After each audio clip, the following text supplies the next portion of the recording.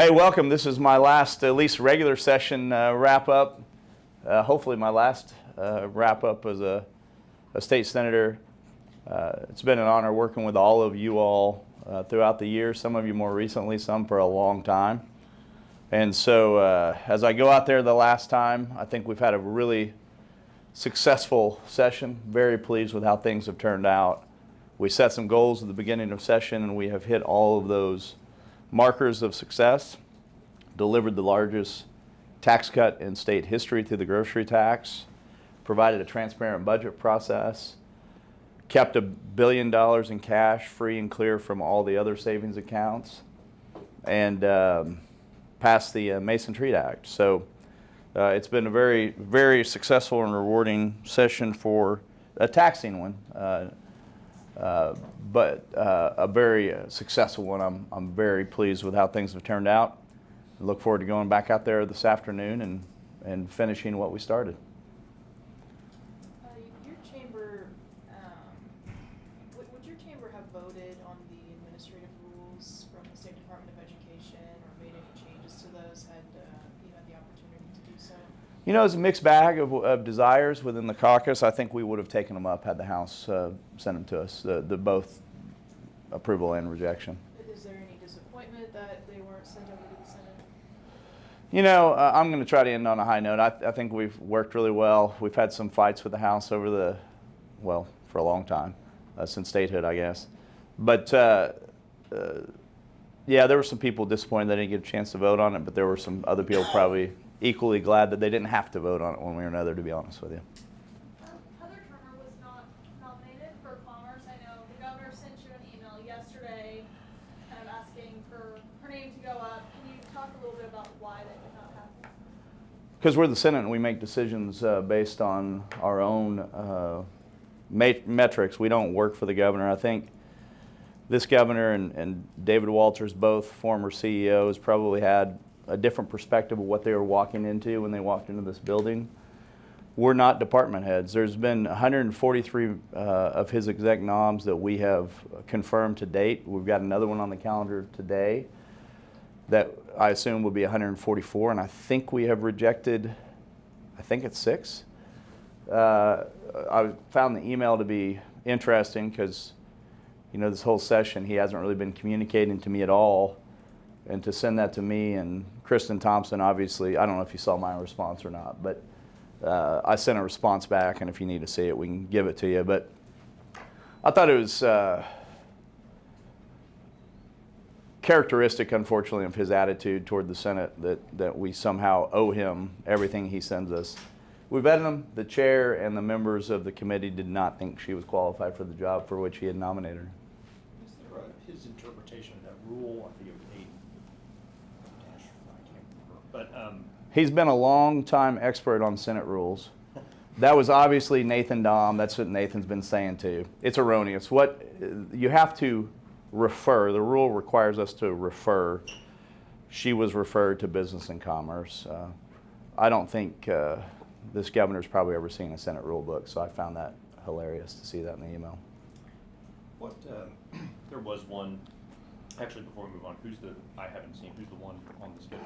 Horse racing, McAnally from Logan County. It's a Chuck Hall one.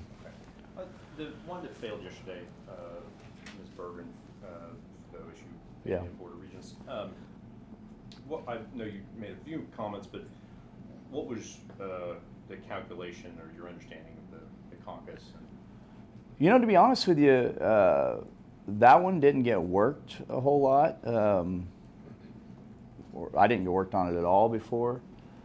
I voted for it. I've known Ms. Bergen for a while, but I don't know why other members didn't want her there, but it was pretty overwhelming pretty quick. There seems to be some people thinking that they could maybe convince you to bring it back up for reconsideration. Is that even allowed? I suppose anything, if you suspend rules by a 2/3 vote, is possible, but I don't think it's likely. This session, you referred to it earlier, you said at times it was kind of difficult. I think you're being tactful there. That's what I'm known for. Okay, yes, yes. Do you think, though, that all the difficulty between the House and the Senate, and the House and the governor, or the Senate and the governor, and just the biting back and forth. Do you think that discourages voters? How do you think the general public sees that? It's not received well, probably, by the general public. But I tell you what, I'm a fighter, and I was elected to represent Senate District 47 first and foremost, and then I was elected by the caucus and the Senate to represent the Senate, and I think I've done it with honor. The ticky-tack back and forth, where I've taken stances against the governor or the House has been on a principled stand on something I disagree with them on. But we all get lumped into the same box, and truth be told, most of our constituents lump us in with the DC box too, so they already have a low regard. But I think what they can see, what differentiates us from DC, especially as of late, is we get along with the minority party quite well over here in the Senate.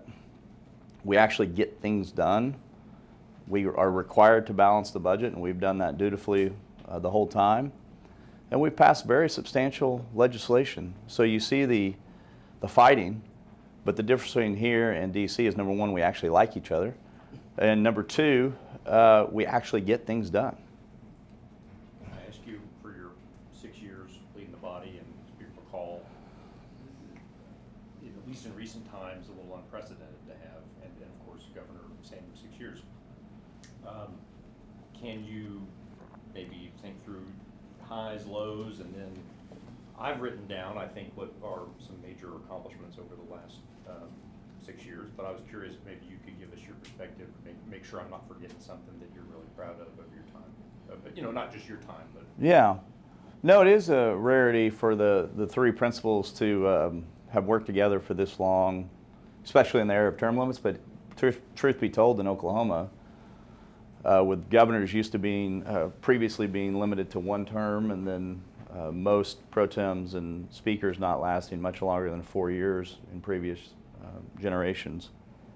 You know, it's one of those things where you're around each other a lot, so you get a lot of things accomplished, and you also, the disagreements get magnified as well. But the accomplishments have been really authentic. The fact that we are leaving this state in the financial shape that we find it, now some of that is attributable to, obviously, honestly, Mary Fallon and leadership she had to show very, very difficult times. Our revenue picture, had we not made those difficult decisions in 17 and 18, would be a much different picture than we have today. But we've modernized government. We've provided real school choice. We've ended abortion, except for the life of the mother. And we've put record investments in public education as we're providing more options. So in addition to the more recent ones that I already mentioned of eliminating the grocery sales tax, that's something that when I went to the old timers dinner for the Senate where previous senators come, they're like, hey, we've always used that as a campaign piece. No one ever actually thought it would get done. We delivered. We showed that it wasn't just rhetoric. We wanted it to be done. And so, but we've achieved a lot together. I'd love to know what your list is. What are our list of accomplishments? Well, everybody's going to steal my story. We'll have to get that coffee we've never had once. Here you go. What advice would you give Senator McCourtney?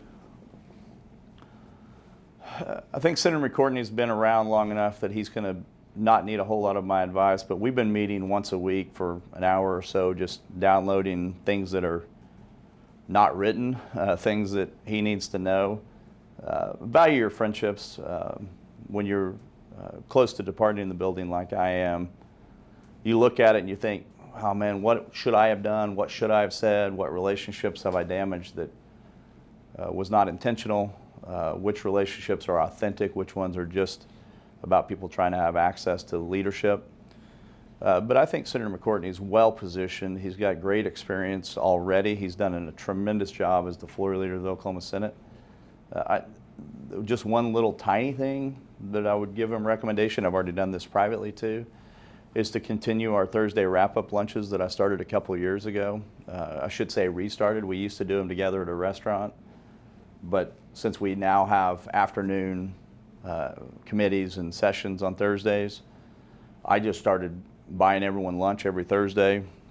That's been the best thing for camaraderie and getting things done that I've ever done. Something simple, you know, just getting food together. And also just remember that we're more successful if we have a better relationship with the House. And so I hope he and Representative Hilbert can reset the relationship and do a really good job of just leading the legislative branch together. Senate Bill 1122 is currently being debated in the House right now. You were among the 37 who voted yes for it. It's the bill where it would prohibit the State Department of Education from using funds on self-promotion, media interviews, public relations. What are your thoughts on the whole ordeal leading up to it and the bill itself? Yeah, I think the impact of it's being overblown right now by the State Department. I think that it's real simple. You know, there were stories about hiring outside consultants to get media around the country. That's what I think the original desires of the House that had that put in the original version of that bill were. They'll still be able to get their message out. They'll still be able to have a website. They'll still be able to do the functions of the SDE. But it got, you know, some people's ire, and maybe we'll get some clarification if we need it from the Attorney General. I think the intent of the legislature is extremely clear. Just use your communications team like any other elected official can to, like Alex does. It gets you all here weekly and keeps you informed, and nothing would preclude him from doing that in that language. So what are your thoughts on that legal opinion that he sent to the GOP? I haven't seen the legal opinion. Who sent it? It was the State Department of Education. I don't know if it was just to the House or to the Senate itself or both. I've been told it was both, but it was just basically saying if the bill passes and it's signed into law, you would essentially be impeding his responsibilities. Yeah, I don't believe that to be true. I know Superintendent Walters has been texting me with some concerns on it, so I'm familiar with his concerns. I think that he may be getting some bad counsel inside the entity, but I haven't read it, nor am I an attorney. However, the legislative intent was really clear. Don't use it for political purposes. In terms of your budget process, your new transparency process, obviously the first time doing something, there's always going to be things you would do differently or maybe keep. What would you say was something that you would maybe suggest changing in the future if that same process stands? Use room 230 the whole time. It's just so hard to hear in that governor's large conference room. There's always going to be rooms for improvement. I think the next logical steps are to make sure that like the budget limit bills that we had to get refined after those meetings are also done in public. I think making sure that the tax policy from the Finance Committee that obviously feeds into the appropriations process, I think the next step there, Chairman Rader and I talked a lot about how could we get that to the next level next year. Obviously, I won't have any say in that. But there's a general desire within our chamber to continue that progress. So I think getting all the tax credit conversations, tax policy conversations in the same light today that we had on the minutia in the budget would be very helpful. Thought about a couple more. Thought about having the portal at a neutral third party that both chambers have the keys to or something. Or That'd be awesome. Then you wouldn't show $1 billion savings as an expense. Once you are a constituent in Oklahoma, no longer the role of Yeah. I didn't speak to the cameras if you could, not me. It looks horrible on television, I assure you. What priorities do you want to see him focus on? Maybe some things that were really close this year that you just wish it didn't make it that far, or things you want to see in the future have him focus on? Obviously, it's up to Mr. McCourtney, but what do you want to see?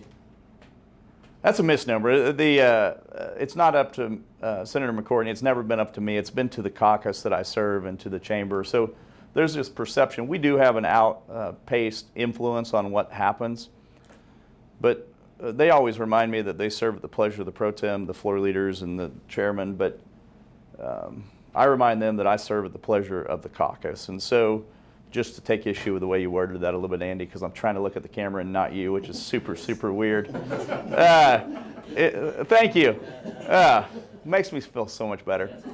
I think there's some stuff along the organized retail crime that we didn't get to the finish line this year because there was a desire on the House side to move that felony threshold down to 500. I wasn't there.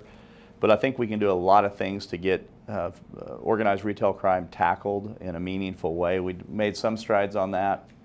I think continuing to shed light on the entire process of the legislature, that's something that they can continue to do. But other than that, we did everything perfectly.